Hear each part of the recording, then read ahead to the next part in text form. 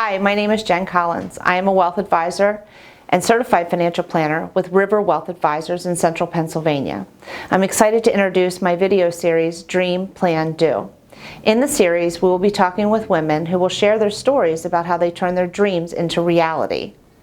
I hope the series inspires you to turn your dream into a goal by giving it a deadline. Dream.Plan.Do. These women did, so can you.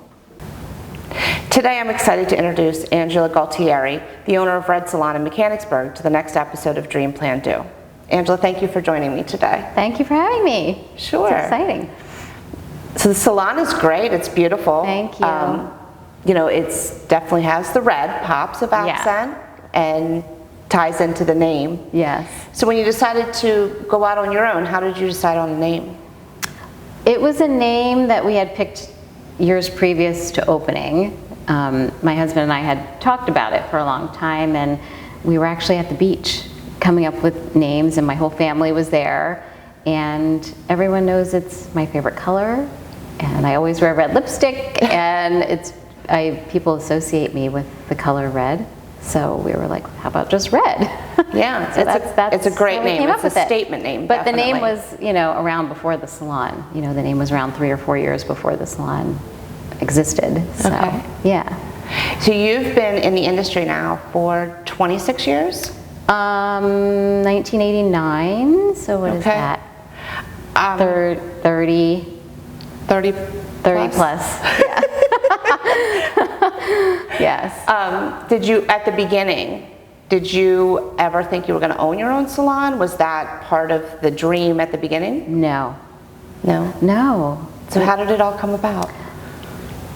It just evolved. I went to beauty school and I started doing hair right away. I worked in a salon in 1990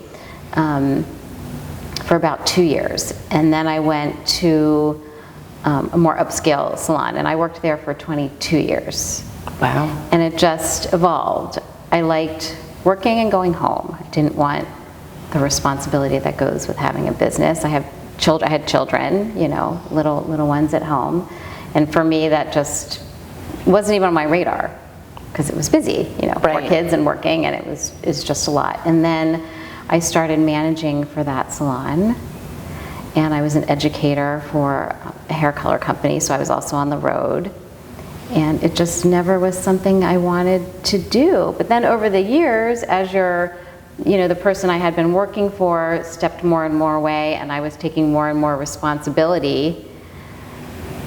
And when you're responsible for a salon that isn't yours, and you're following protocols and rules that you necessarily don't want to, then you start to think, well, if I want to do things my own way, I need to be in my own space. Right.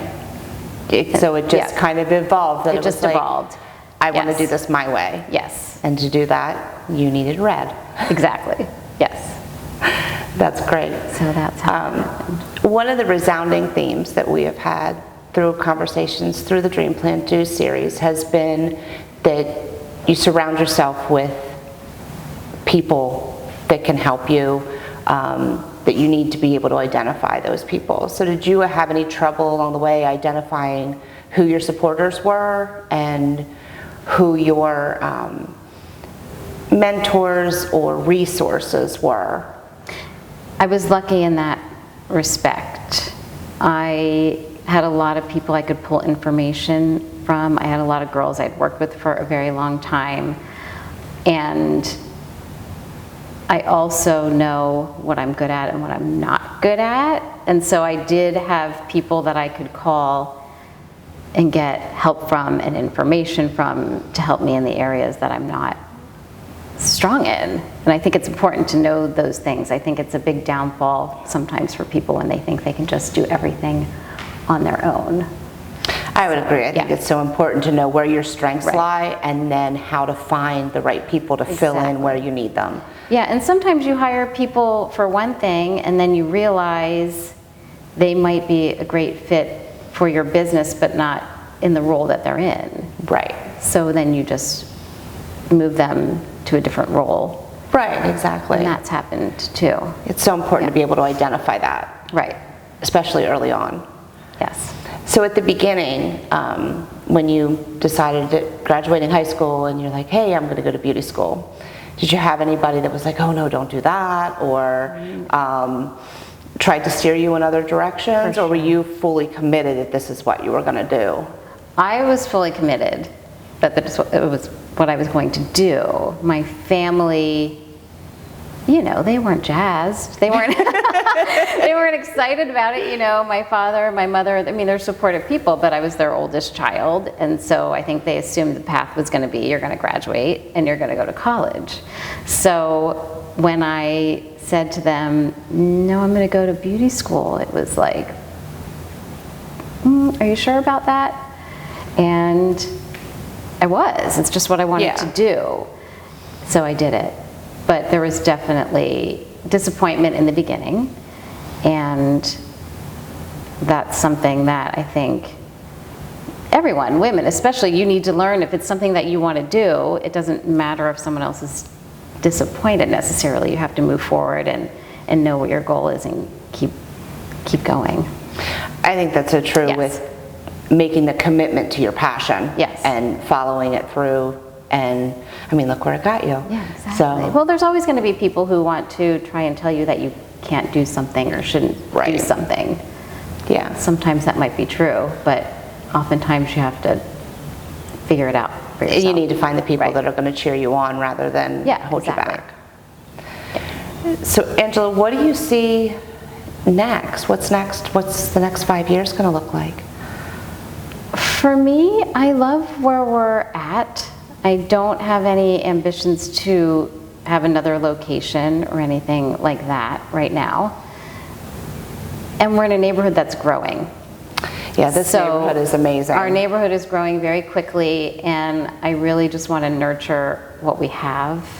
And, you know, the girls that are here, that work here, I want to make sure they're as busy as they can be. And so my focus is just going to be on growing this salon, because we are still babies. You know, we're only 5 years old now. 5 years old now. And so I just want to keep my attention here to make the salon the best that we can be and not get distracted with other things. Yeah, that's understandable. Yeah. I'm Mechanicsburg. I grew up in Mechanicsburg, and I can remember when this was just farmland. Yeah. And so it's been amazing what has happened here in the last 5 years. It's beautiful here. One of the first tenants, right? We were one of the first businesses, along with, there's a art gallery, just framing, and so we were the first two. We opened the same week, and so we were literally the only things in here. So when you drive out, it was like farmlands and the salon and the art gallery and some of the, you know, these are condos upstairs. Right. So, yes. Yeah. So it really has been exciting to watch the transformation out here. And it was very fun, and we, you know, because of the windows and where our chairs are back in the hair area, we got to watch it all every day progress. Yeah, and that had to be exciting too. Very fun. Yeah. Mm-hmm. So as a business owner, and having come from, you know, working for someone else for such a long time and developing that role, is there any advice that you would give to other women who are considering either a career shift where they're going to leave a steady job, a comfortable job, and branch off into doing their own, whether it's in the same field or a different field? Is there any advice you would give to them? A little bit is what we touched on, is having the right people around you to help you do it. I would say have enough, be financially secure a little bit, because when you do something like this, you know, it takes a lot of resources, and you need to be prepared for that. You also need to be prepared for, you're no longer an employee, so it's yours all the time. So there's not really even though you might have days off, you don't really have a day off. So you need to know all these things going into it. And I do think there are people who decide to start a business and maybe don't go into it with their eyes wide open, and then they're sort of shocked at all of the work and responsibility. So you need to be very prepared for all of those things. Yeah, I think that's good advice. Yeah. Definitely. And is Well, there... because sorry, I don't mean go to ahead. interrupt, but it's something else I've learned in this, maybe I'm sure it's true for every industry, but just because you are good at your craft doesn't necessarily mean you're going to be great at owning a business. They are two different things. Right. And so sometimes you really just have to think about, do you want to do all of the other things that go along with that business? Because just because you love what you do doesn't mean you're going to love all of these other things. Right. And if you're not going to love all the other things, you need to find somebody who does that can help you. 100%. Yes, for sure. Is there any advice that you would give your younger self? I know you have children. Is there advice you give your kids about, making these life decisions and pursuing, or just general life lessons that you would just wish somebody would have told your younger self? I have learned absolutely over the last probably even 10 years or so that never say never, because I did that a lot. I'm never going to own a salon. We're never going to do nails, which we did a year after we opened. We're never going to, and so I've learned I just have to say maybe not right now. Yeah, I think that's because you don't know. Yeah. You don't know. Things evolve and change, and you just don't know what that means or where it's going to go. And that doesn't mean you don't try to plan for the future. Right. But it also means you have to be ready to sort of pivot when things change unexpectedly. Absolutely. Yes. Absolutely. Yeah, never's not a good word. Never. Yeah, I was big on that word. No, I'm never going to do that. And then I'm like, oh, I guess I'm doing that. Yeah. Yeah, I've been there. Yes. With all the salons in the area, and there's a lot, and they're varied as far as whether they're the chain stores or the individual or, the smaller salons, how do you differentiate yourself at Red from the other ones in the area? I would say we're good at knowing what we're good at. So we don't try to please everybody, because you're not going to. We know who we are as a salon and the kind of clientele that we cater to and the kind of hair we like to do, and we don't try to be all things to all people. And so knowing what you're good at is very important. And we have no problem. There are some times that, someone might come in here for a consultation for, a certain type of hair that we're not comfortable doing, and I have no problem referring them out. Right. There's so many people, and there are a lot of salons, but to think that you're going to capture all of them is not realistic. So I would say just stay true to what you like to do and focus on that. I think that's great. And it's so true. I mean, the relationship with your stylist is so important. Right. And building that loyalty and trust, which I'm sure you've experienced with going from working for a salon to owning a salon. Right. And customer loyalty is a big thing. And being able to identify what you're good at and what service you best deliver is so important in any industry, but especially I would think in the salon. hair. And we do that. We even do a little, microcosm of that in here, because there are so many of us.